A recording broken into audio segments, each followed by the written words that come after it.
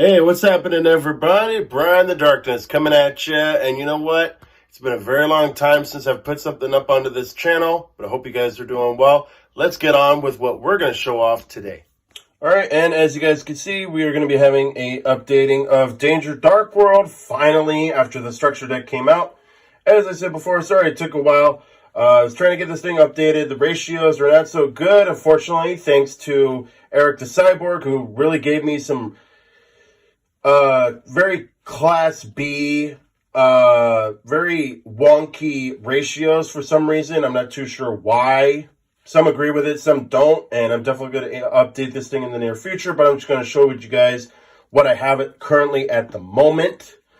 And either way, it's going to be really, really awesome. So let's just go ahead and get on with it right now. First off, we're going to be going with two of the Rainbow. This is the newest one from the structure deck. This one allows you to go ahead and come it back. You go ahead and get a level 7. You could discard it out and then get a level 5, which is awesome. You could combo this off, which is really, really cool too. Its effects are amazing. Way better than its predecessor from the original the original Dark World deck. So it gives you a little bit of a plus for the deck. Then we are going to be going with 2 Grapha. Some people are running 1 and some are running 3. I figured 2 is pretty suffice, but because there's kind of a little bit of a lack of the level 8s in this deck, I'll probably throw in a 3rd, maybe. In any case, you could bounce this back, they can bring this out and everything like that. It's pretty cool.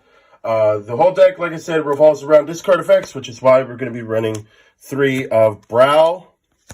Huntsman of the Dark World allows you to get your draw power for the deck, which is really, really stupid. Really, really awesome. We're going to be going with 3 Snow. I figured 3 Snow is best. Some are running 2 for some reason. I don't know why.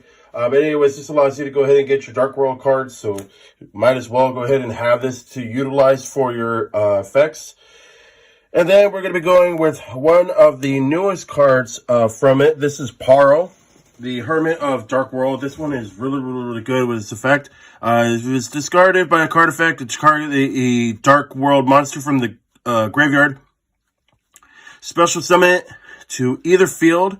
And if it was discarded by an opponent's card effect, you can special summon to either field one of your Fiend monsters that was banished or in your hand or the graveyard. You can use it once per turn.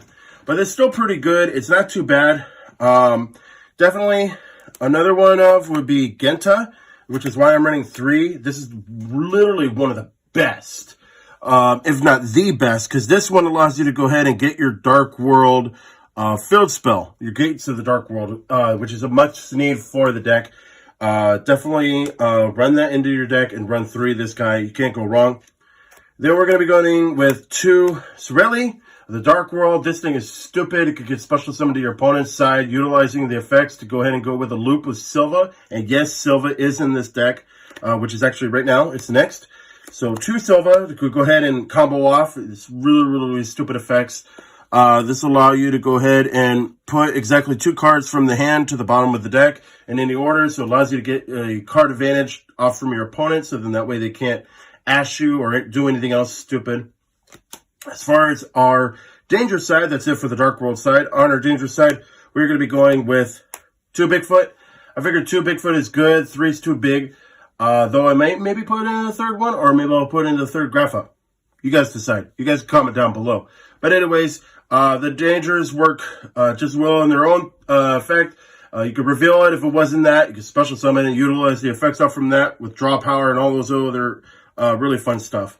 We're going to be going with 2 Thunderbird. It's Thunderbird. Then we're going to go with 2 Nessie. It is Nessie. I would throw in a 3rd one, but it might be too cloggy for this deck.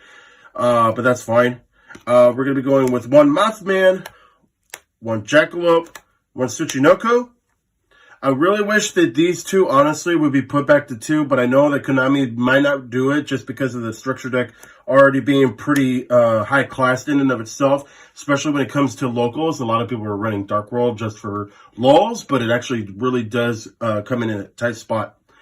Then on our spells, we're going to be going with 3 Allure Darkness. It's a dark deck. If you're not running Allure, come on, man. It is a great draw power card, and honestly, if you don't have Prosperity, which is still up high in the ranks of $40, please give us another reprint. You can't go wrong with the lure. Honestly, it's literally really good.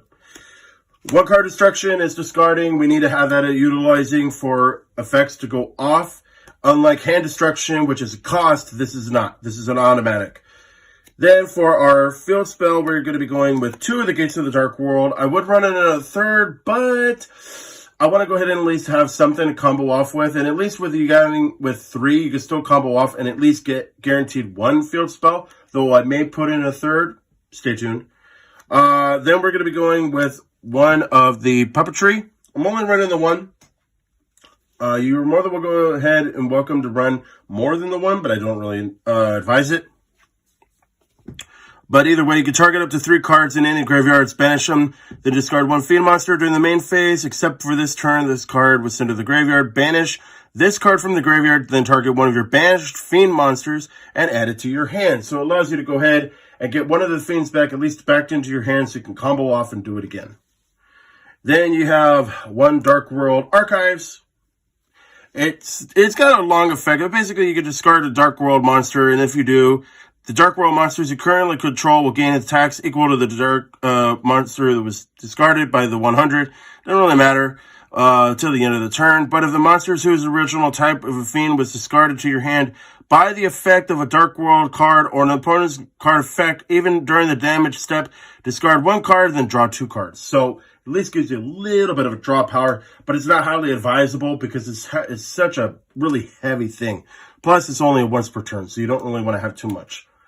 Then we're going to have the Ascension. This thing is really awesome. This one is your allow you to get your fusion out from the structure deck, which they finally got a fusion for this deck, and it's really sick. I love it completely. Definitely allows you to go ahead and get your fusion summoned during the main phase. And then by banishing the monsters directly from the field, as mentioned, or into the graveyard, get a Dark World monster fusion summon this way. Then you could also discard monsters as material. During the main phase of the card is sent to the graveyard, you could add this card to your hand and then discard 1 Dark World monster. You can only do it once per turn. That's the only reason why there's 2 in there, because we're actually running 2 with the fusion. And then we're going to be running 2 trade-in. This is actually going to be kind of the off side of it, because I do have a lot of level 8s in here, but not enough for the trade-in. That's why they're kind of controversial with these ratios. So I'm going to definitely be adjusting the numbers of my level 8s later. Just not right now at the moment because I don't have enough resources yet. But once I do, I will. But anyways, we got 2 trade-in. Gives you draw power for the deck. It also gives you the discarding effect for your Dark Worlds. And then finally on our traps, a lot of people are running a permanence, whatever. I'm running the Dark World Punishment. It's still a good card nonetheless from the structure deck. It is a great counter. Monster would be normal summon or special summon. You can negate the summon, and if you do, destroy the monster. Then discard 1 fiend. If it's a Dark World monster you control would be destroyed by battle, by an opponent's card effect, then you can go ahead and banish this from the graveyard instead. So it at least saves your guy just for the moment there, which is still great. I mean, honestly, you can't honestly go wrong with those kind of scenarios. Now on towards the extra deck, you guys, it's pretty self-explanatory. Like I said, it's not really changed out too much from when I had it the last time, but nonetheless, we're going to go ahead and go in with it anyways. And of course, we're going to be going with the fusion. Yes. This one is really sick. This is the updated Grapha Dragon. It's really good. It's 1 Grapha or 1 Dark World monster plus 1 Dark World monster. And when an opponent's monster activates a card effect, the normal summon of the trap, spells, all of that, you can negate that effect, which is really stupid. Combos often lets you get your Graphas back. It's really stupid. I would not recommend running more than the 2. Just because you want to have extra room for your level 8s, your rank 8s in your extra deck. Plus, you could go ahead and link climb with this deck, which is pretty fun. But I highly advise you to go ahead and just stick with the level 8 method, with the rank 8 method as well, just to be on the safe side for it. So speaking of rank 8s, we're going to be going with 1 Harbinger. It's great. It's a great level 8. 1 Coach King. It's great level 8. You have one Zombie Stein, is another great level 8. You have Numeron Dragon, which can go off from other dragons, which is really, really good. One Sky Prison, which is really stupid. It's an automatically good card to save for the very least. We have one Dark Knight of the Lancelot, Dark Knight of the Underworld, which is really, really good. One Dragublian, which is awesome, and I can actually pronounce the name now. Haha. And then we're going to also be going with one Abyss Dweller. I know the Terror kind of died, but it's still relevant, so you still want to have your Abyss Dwellers ready to go. As far as our links go, we're going to be going with Nightmare Phoenix, Nightmare Unicorn. No Cerberus, just because it's not really entirely needed, but it works, it works. Then we're going to be going with one Skull Dread, it's Skull Dread, and one Underworld because it's Underworld. So that's pretty much it for the deck, you guys, and I hope you guys enjoyed that. Please go ahead and show you guys the support. Go ahead and like and subscribe right now and hit that post notification bell so you don't miss a beat. And at the same time, you guys check out the Discord so you guys can join us on discussions and all that fun stuff. And also stay tuned for live streams. I'll catch you guys all later. Happy gaming.